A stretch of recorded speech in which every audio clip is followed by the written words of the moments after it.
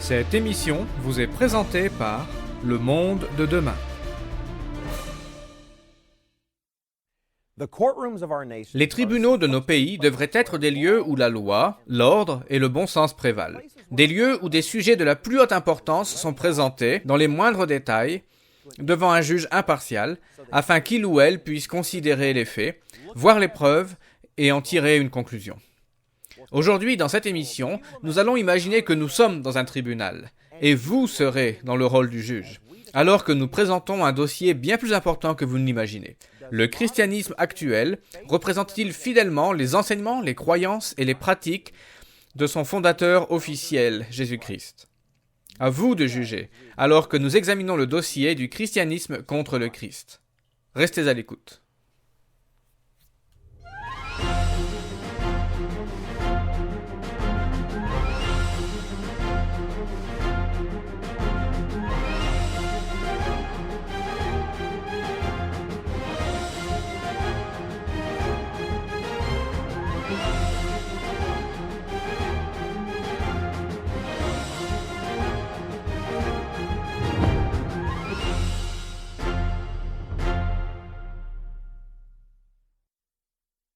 Bonjour et bienvenue au Monde de demain. Nous sommes heureux de vous avoir avec nous aujourd'hui.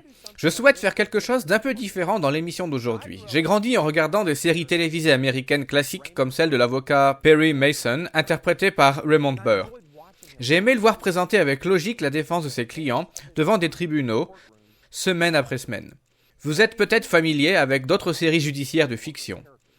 Par exemple, beaucoup de nos téléspectateurs en Europe francophone connaissent la série des Cordiers, juges et flics. Aujourd'hui, je souhaite remplir le rôle de l'avocat ou du procureur. Je souhaite présenter l'affaire. Mais en présentant le dossier, je souhaite que vous, téléspectateurs, soyez le ou la juge. Je vais regrouper les preuves, présenter les faits, citer les témoins, et je souhaite que chacun d'entre vous puisse ainsi prendre une décision. Vous êtes le juge, et la décision finale de ce dossier est entre vos mains. Donc, votre honneur, notre dossier aujourd'hui concerne le christianisme contre le Christ. Je vais vous démontrer, avec des preuves indubitables, la vérité choquante que le christianisme actuel, la profession de foi, qui s'est approprié le nom de Jésus-Christ, ne représente pas du tout ses enseignements, ses croyances et ses pratiques. Je vais vous démontrer les faits et les preuves montrant que ce que Jésus-Christ a enseigné, ce en quoi il croyait et qu'il a pratiqué diffère énormément de ce qui est enseigné, cru et pratiqué par ceux qui prétendent enseigner en son nom. Vous êtes là pour juger. Je suis seulement là pour vous présenter les faits. Vous devrez décider quelle conclusion en tirer. Êtes-vous prêts? Nous pouvons commencer. La première pièce à conviction est constituée des fêtes populaires et importantes du christianisme. Considérez Noël. Échanger des cadeaux, décorer un sapin de Noël, allumer des bougies et la bûche de Noël, des traditions que des dizaines de générations suivent et célèbrent au nom même du Christ. Ou bien les Pâques, avec ses lapins, ses œufs de toutes les couleurs et ses gâteaux. Encore une fois, des traditions qui sont dans la culture dite chrétienne depuis des siècles. Mais aussi des traditions qui trouvent leurs origines dans des pratiques païennes datant de plusieurs siècles avant le christianisme, voire des millénaires. Maintenant, souvenez-vous, je suis là pour présenter des faits, et les origines païennes des traditions de Noël et des Pâques ne sont contestées par absolument personne. Vous n'avez pas à me croire sur parole. Toutes les encyclopédies ou les recherches sur Internet vous diront la même chose. Même les farouches partisans du christianisme traditionnel actuel, comme Dr. James Dobson ou Dr. R.C. Sprout, ont parlé publiquement des origines païennes de telles pratiques, tout en défendant le fait qu'elles soient présentes dans le culte chrétien. Personne ne s'oppose non plus que dans l'Ancien Testament, Dieu condamne l'usage des pratiques d'adoration païenne, même si elles sont pratiquées pour l'adorer, lui. Ses commandements sur le sujet sont extrêmement clairs, dans des passages comme Jérémie 10 et Deutéronome 12. Au verset 31 de Deutéronome 12, il déclare très clairement « Ne les imitez pas pour adorer le Seigneur votre Dieu. » Mais la question dans ce tribunal est de savoir si, oui ou non, Jésus-Christ approuve le fait de mettre de côté les ordres de Dieu afin d'autoriser des traditions païennes dans la religion qui porte son nom. En tant que témoin, je me tourne vers le Christ lui-même. Dans Marc 7, à partir du verset 6, nous lisons ce que Jésus-Christ a dit à un autre groupe qui avait décidé que leur tradition était plus importante que les commandements de Dieu. Jésus leur répondit, « Hypocrite, Ésaïe a bien prophétisé sur vous, ainsi qu'il est écrit. Ce peuple m'honore des lèvres, mais son cœur est éloigné de moi. C'est en vain qu'il m'honore, en donnant des préceptes qui sont des commandements d'hommes. Il leur dit encore, vous rejetez fort bien le commandement de Dieu pour garder votre tradition. » Le Christ a expliqué absolument, très clairement, quelle était sa position concernant le fait d'ignorer les commandements de Dieu afin d'observer des traditions qui transgressent ces commandements. Dans le dossier du christianisme contre le Christ, nous voyons clairement dans l'aspect consistant à ignorer les commandements de Dieu et utiliser des coutumes païennes dans le culte chrétien, que le christianisme n'est pas d'accord avec son Créateur. Nous commençons seulement à examiner le dossier du christianisme contre le Christ, et nous avons encore beaucoup d'autres preuves à présenter. Mais arrêtons-nous un instant pour vous donner l'occasion de recevoir des informations gratuites à ce sujet. Notre brochure « Le christianisme contrefait de Satan ». Beaucoup de gens se demandent pourquoi le christianisme est dans une telle confusion concernant ses croyances et ses pratiques. Des chrétiens tuent même d'autres chrétiens au cours de guerres et d'actes de terrorisme.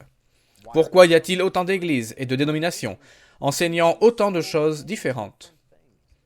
Cette brochure, Le christianisme contrefait de Satan, répond à ces questions et elle explique pourquoi en se basant sur la Bible, d'une manière tellement simple que n'importe qui peut comprendre. Elle explique le rôle direct et choquant que Satan, le diable, a joué dans le développement de la fausse religion chrétienne et elle donne à tout le monde l'occasion de trouver la vérité dans les pages mêmes de la Bible. Elle est entièrement gratuite et il n'y a aucun engagement de votre part. Contactez-nous ou écrivez dès aujourd'hui pour recevoir cette offre. Continuons l'examen de notre dossier avec une autre pièce à conviction, le jour du culte chrétien. Le 4e des 10 commandements spécifie dans Exode 20, au verset 8 à 11, « Souviens-toi du jour du repos pour le sanctifier. Tu travailleras 6 jours et tu feras tout ton ouvrage. Mais le 7e jour est le jour du repos de l'Éternel, ton Dieu. Tu ne feras aucun ouvrage. Car en 6 jours, l'Éternel a fait les cieux, la terre et la mer, et tout ce qui y est contenu. Et il s'est reposé le 7e jour. C'est pourquoi l'Éternel a béni le jour du repos et l'a sanctifié. » Cependant, en s'opposant à ce commandement, nous notons qu'à de rares exceptions près, le christianisme actuel n'accepte pas le 7e jour de la semaine, mais plutôt le 1er jour de la semaine, le dimanche, comme un jour mis à part pour le repos et le culte. Parfois, le dimanche est même appelé le sabbat des chrétiens. Si c'est vraiment le cas, posons-nous la question. Qu'en était-il à l'époque des pratiques, des croyances et des enseignements de Jésus-Christ? Beaucoup de gens qui ne sont pas familiers avec la Bible pensent que Jésus-Christ aurait d'une certaine manière, aboli le sabbat du 7e jour. Mais c'est l'exact opposé de la vérité. Dans Marc 2, au verset 27, Jésus expliqua que le sabbat du 7e jour a été créé pour l'homme. Et Luc chapitre 4, verset 16, montre que le Christ lui-même observa le sabbat du 7e jour, comme il est décrit dans le 4e commandement, comme cela était sa coutume et sa pratique. Maintenant, certains diront, certes, il observa le commandement du sabbat afin que nous en soyons libérés. Après sa mort, les disciples ont changé le jour pour le dimanche. Ont-ils fait cela? Je voudrais appeler un témoin à la barre, l'apôtre Paul. Comme les 12 autres apôtres, Paul a parlé avec le Christ ressuscité et il a été enseigné par lui. En tant qu'apôtre, désigné par le Christ pour les gentils, il est dans une position unique pour témoigner de l'introduction éventuelle du dimanche comme jour de culte, au lieu du sabbat associé avec les Juifs. Que découvrons-nous ici? Dans Actes 13, nous voyons que Paul prêcha à la fois aux Juifs et aux gentils pendant le sabbat. Les gentils parmi eux étaient tellement enthousiastes par ce qu'ils entendaient qu'ils en demandèrent plus. Nous lisons dans Actes 13 et au verset 42, « Les gentils les prièrent de leur annoncer les mêmes choses le sabbat suivant. » Paul leur a-t-il répondu, « Hé, vous les gentils, il n'est pas utile de respecter ce calendrier juif. Nous sommes chrétiens. Nous nous réunissons maintenant le dimanche. Donc, retrouvons-nous demain. Nous aurons une assemblée du dimanche matin avec d'autres nouveaux croyants et je serai heureux de vous enseigner. Mais il n'a pas dit cela. Il continua même, parmi les gentils, à suivre les pratiques et les enseignements de Jésus-Christ, en mettant à part le sabbat du 7e jour comme un jour divin pour la congrégation et le culte. Comme nous le voyons au verset 44 du même chapitre, pendant le sabbat suivant, presque toute la ville se rassembla pour entendre la parole de Dieu. Encore une fois, ce sont des faits établis, votre honneur. Jésus-Christ et l'Église du 1er siècle qu'il a établie observaient le sabbat du 7e jour, et pas un jour du soleil, aux origines païennes, pendant le premier jour de la semaine. Même de nombreux érudits chrétiens modernes qui observent le dimanche sont d'accord avec ce point. Ne prenez pas ma parole pour argent comptant. Sur notre site internet mondedemain.org ou sur les liens de notre page Facebook, vous pourrez trouver de nombreuses ressources montrant que le seul jour de la semaine reconnu par Jésus-Christ est la Bible, comme un jour désigné par Dieu pour le repos et le culte, est le samedi. Le 7e jour de la semaine, pas le dimanche. Vous trouverez une liste de déclarations et d'aveux des plus grandes dénominations chrétiennes sur la terre, l'Église catholique, anglicane, baptiste, méthodiste, presbytérienne, épiscopale. Tout cela reconnaissent le fait que la parole de Dieu n'approuve pas du tout le culte pendant le dimanche. Tous s'accordent avec cette déclaration très claire du Catholic Press datée d'août 1900. Du début à la fin des Écritures, il n'y a pas un seul passage confirmant le transfert d'un culte public hebdomadaire du dernier jour de la semaine au premier. Pas un seul passage dans les Écritures. Concernant le jour que Dieu a mis de côté pour un repos spécifique et pour le culte, le christianisme et le Christ ne sont pas d'accord, comme c'était le cas pour les jours saints et les traditions d'origine païenne. Et pourtant, ce n'est que le début. Il y a encore beaucoup d'autres preuves à prendre en compte dans l'affaire du christianisme contre le Christ. Mais avant cela, je souhaite vous rappeler la brochure gratuite que nous vous proposons aujourd'hui. Le christianisme contrefait de Satan. Cette brochure répond à de nombreuses questions, comme pourquoi y a-t-il autant de branches différentes dans le christianisme? Pourquoi y a-t-il autant de ressemblances entre le christianisme et les religions païennes et leurs légendes? Qui est réellement derrière les changements dans les enseignements du Christ? Quelles sont les prophéties concernant les chrétiens actuels à la fin des temps? Et qu'est-ce que je peux faire dans tout cela? Comme une de nos téléspectatrices nous l'a récemment écrit à propos de cette brochure, je viens de finir de lire Le christianisme contrefait de Satan, et je suis surprise par ce que je viens de lire. Merci beaucoup d'avoir partagé cette information très importante avec le monde. Et ce n'est pas la seule. C'est une de nos brochures les plus demandées et les informations qu'elle contient peuvent changer votre vie. Tout y est expliqué afin que vous puissiez prouver la vérité par vous-même. Demandez un exemplaire gratuit sans tarder de cette offre de la semaine. Et voici comment. Rendez-vous en ligne sur mondedemain.org. Retrouvez-nous aussi sur Facebook, voyez nos émissions sur YouTube et suivez-nous sur Twitter. Continuons à présent. Le dossier du christianisme contre le Christ commence seulement à prendre forme, et nous avons beaucoup d'autres preuves à présenter. Souvenez-vous, vous êtes le ou la juge. Je suis seulement là pour présenter les faits. Pour nos prochaines preuves à conviction, permettez-moi d'avancer rapidement et de faire appel à votre propre expérience personnelle au sein du christianisme actuel. Avez-vous vu des prédicateurs à la télévision demandant ou même implorant des dons publics? Parfois, ils disent qu'ils vous enverront en retour un cadeau spécial ou un autre bibelot, où ils promettent que Dieu vous enverra d'une manière ou d'une autre plus d'argent que vous aurez envoyé. Les étagères des librairies sont remplies à ras-bord de livres qui contiennent les conseils présentés par des gens voulant être ministres et prophètes, en échange d'une somme d'argent de votre part. Comme CNBC le rapportait en 2005, Jésus est un grand business en Amérique. Des responsables chrétiens agissent comme les PDG de petits conglomérats qui sont parmi les meilleurs vendeurs de livres, de CD, de DVD et même de productions pour le cinéma. Comment cet aspect du christianisme moderne correspond-il aux enseignements de Jésus-Christ? Encore une fois, il représente lui-même le témoin le mieux placé à ce sujet. Dans le livre de Matthieu, chapitre 10 et au verset 8, Jésus-Christ donna une instruction à ceux qu'il envoya pour le représenter. Et l'ordre qu'il leur donna est vraiment sans équivoque. Vous avez reçu gratuitement, donnée gratuitement. Il n'y a pas de place pour faire un peu de bénéfice dans l'esprit de Jésus-Christ. La vérité doit être diffusée absolument gratuitement auprès de tous ceux qui veulent l'entendre. Et c'est pourquoi, soit dit en passant, que tout ce que nous proposons au monde de demain est entièrement et totalement gratuit. Nous ne vous demanderons jamais d'envoyer de l'argent ou une offrande lorsque vous commandez une de nos publications. Ce n'est pas une pratique courante dans le christianisme actuel, mais c'est une pratique ordonnée par Jésus-Christ. Passons au point suivant. Dans la plupart des églises dites chrétiennes, vous entendez parler que les morts ont une âme immortelle, qui monte au paradis, ou bien qui descend dans les profondeurs de l'enfer. Jésus-Christ, pour sa part, a parlé de la destruction d'une âme qui est bien mortelle, et de l'espoir des hommes dans la résurrection au retour du Christ, afin de régner avec lui dans le royaume de Dieu, ici-bas sur cette terre, mais pas dans le ciel pour l'éternité. Dans le christianisme actuel, nous entendons souvent dire que Jésus a obéi à tous les commandements divins afin que nous n'ayons pas à le faire. Les 10 commandements sont désormais considérés comme les 9 ou les 10 suggestions que nous pouvons éventuellement suivre. Cependant, les paroles de Jésus-Christ rapportées pour l'éternité dans les Écritures ordonnent d'observer chacun des 10 commandements.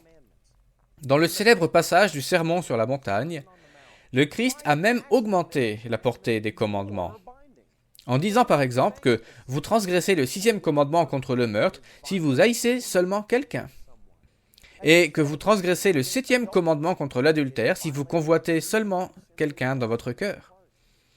Au lieu de nous éloigner de la loi de Dieu, le Christ a, au contraire, augmenté la portée de cette loi. Il a dit clairement et distinctement dans Matthieu 19, au verset 17, « Si tu veux entrer dans la vie, observe les commandements. » En fait, l'apôtre que Jésus appréciait, l'apôtre Jean, a écrit dans sa première épître en parlant de Jésus-Christ, « Et par ceci, nous savons que nous l'avons connu, savoir si nous gardons ses commandements. Celui qui dit « Je l'ai connu » et qui ne garde point ses commandements est un menteur, et la vérité n'est point en lui. » Le christianisme actuel a dilué, diminué et rejeté la loi et les commandements de Dieu, alors même que Jésus-Christ et ceux qu'il a personnellement entraînés les considéraient comme le point central de la religion fondée par le Christ, au point que tous ceux qui n'observent pas ses commandements et qui prétendent connaître Jésus-Christ sont qualifiés de menteurs dans la parole de Dieu. Comment une religion peut-elle se réclamer du nom d'un homme, dans notre cas Jésus-Christ, et être autant éloignée des choses auxquelles il croyait et qu'il enseignait? Et, votre honneur, les faits que j'ai présentés devant ce tribunal ne représentent vraiment que la partie émergée de l'iceberg. De bien des manières, le christianisme est tombé dans le piège décrit par l'apôtre Paul concernant ceux qui enseignent un autre Jésus. Mon plaidoyer dans cette affaire touche malheureusement déjà à sa fin, mais je voudrais apporter encore une pièce à conviction avant de conclure. Juste avant, laissez-moi suspendre la séance et vous rappeler notre brochure gratuite « Le christianisme contrefait de Satan ». Les véritables enseignements de Jésus-Christ sont pourtant accessibles à tous. Ils sont là juste sous nos yeux, depuis des générations. Et quelques personnes fidèles ont suivi ces enseignements au fil des siècles.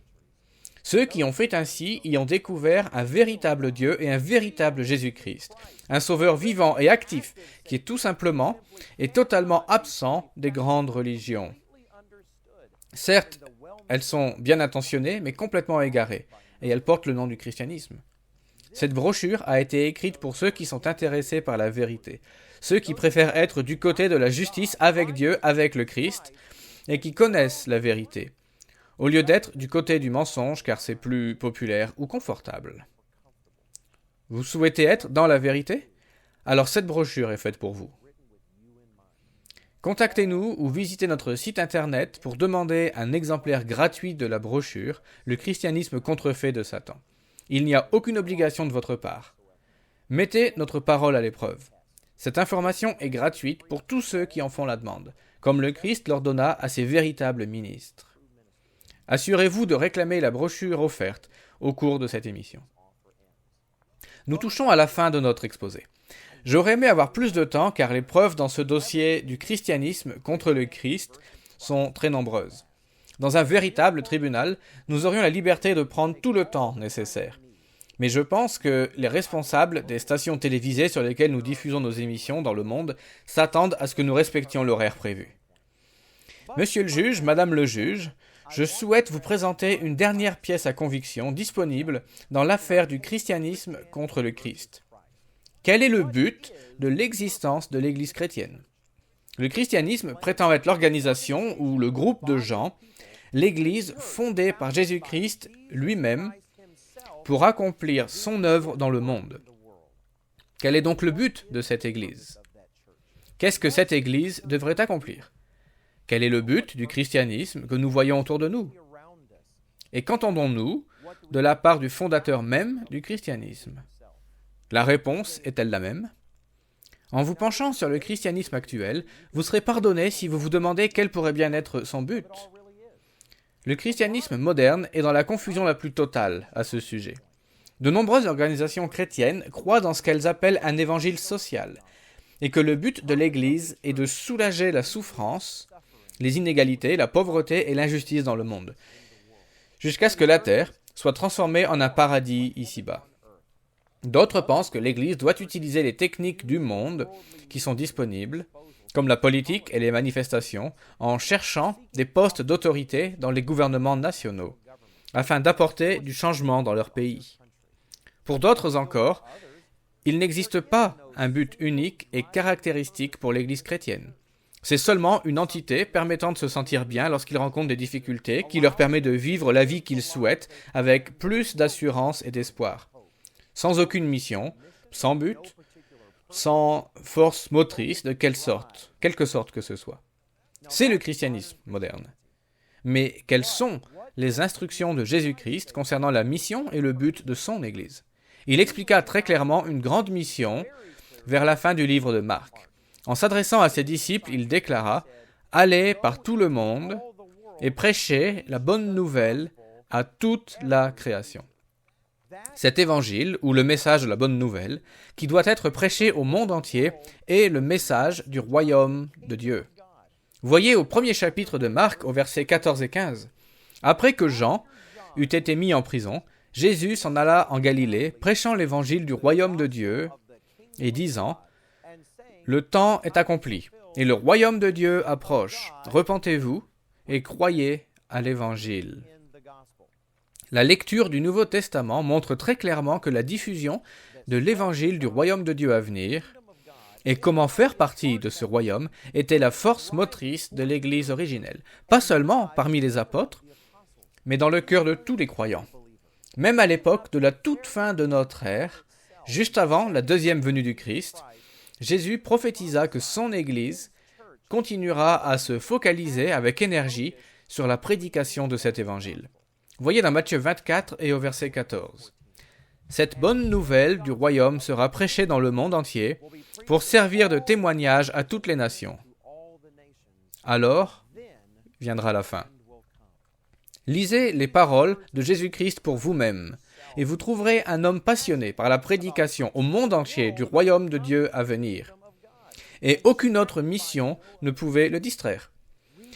Lisez l'histoire de l'Église du 1er siècle dans le livre des Actes. Vous trouverez le récit d'un peuple qui reconnaissait faire partie du plus grand effort de l'histoire de l'humanité en prêchant l'évangile du royaume de Dieu. Et ils le firent avec enthousiasme, en y consacrant leur vie et tout ce qu'ils avaient. À cet égard, le christianisme du 1er siècle correspondait bien à ce qu'était Jésus-Christ.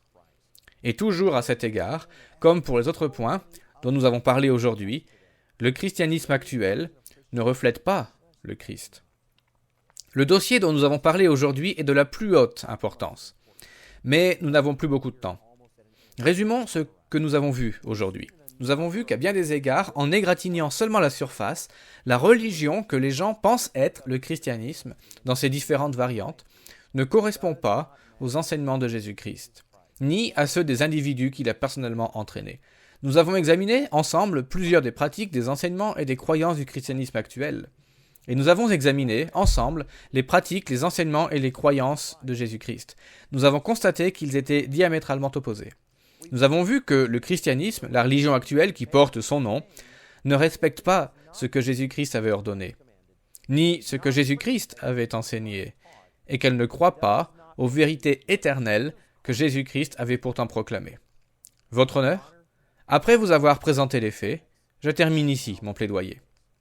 Et maintenant, à vous qui me regardez et qui jugez cette affaire, votre responsabilité est désormais de tirer les conclusions de ce dossier. Je vous ai présenté les faits. Ma responsabilité s'arrête ici, mais la vôtre commence ici. Si vous souhaitez en apprendre davantage afin d'enquêter plus en détail et par vous-même sur ce dossier, demandez la publication gratuite que nous vous proposons aujourd'hui. Ne restez pas dans l'incertitude à ce sujet. Prouvez que nous avons tort ou que nous avons raison. Mais dans tous les cas, ne vous contentez pas d'autre chose que la vérité. Merci d'avoir passé cet instant avec nous au Monde de Demain. Consultez notre site internet à mondedemain.org ou nos pages Facebook et Twitter. Nous espérons vous revoir la semaine prochaine au même endroit. Roderick Meredith, Richard Adams, Rod King et moi-même sommes ici pour partager avec vous des vérités bibliques pouvant changer votre vie, concernant le véritable christianisme et le royaume de Dieu, comme vous ne l'avez jamais entendu auparavant. Retrouvez-nous au même horaire la semaine prochaine. Pour voir les émissions du Monde de Demain ou pour recevoir nos publications gratuites, visitez notre site internet mondedemain.org. Retrouvez-nous également sur Facebook et sur Twitter.